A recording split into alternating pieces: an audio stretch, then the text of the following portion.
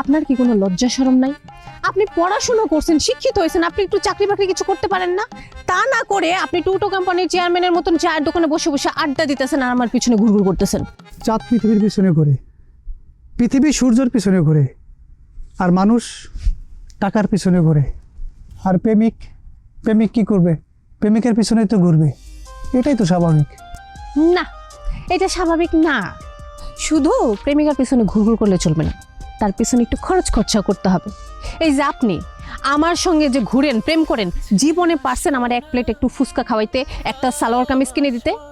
উল্টো যতবার আমার সঙ্গে দেখা হয়েছে আমার পকেট খালি করছেন। আপনার লজ্জাও লাগে না? আপনার যে চলাফেরা, এতে কিন্তু আমি কোনো ভরসা পাইতেছি না। আর শুনেন, আমার ভাবির খালাতো ভাই পলাশের লগে আমার বিয়া ঠিক হয়েছে। আপনি যত তাড়াতাড়ি পারেন কিছু একটা করেন।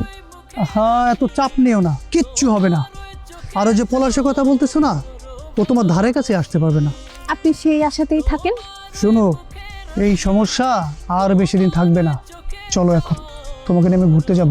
জি না, আমি এখন কোথাও যাব না। আমার বাড়িতে কাজ আছে, আমার বাড়ি যাইতে হইব। আচ্ছা, তুমি কিন্তু বলো নাই আমার এই গাড়িটা কেমন হয়েছে।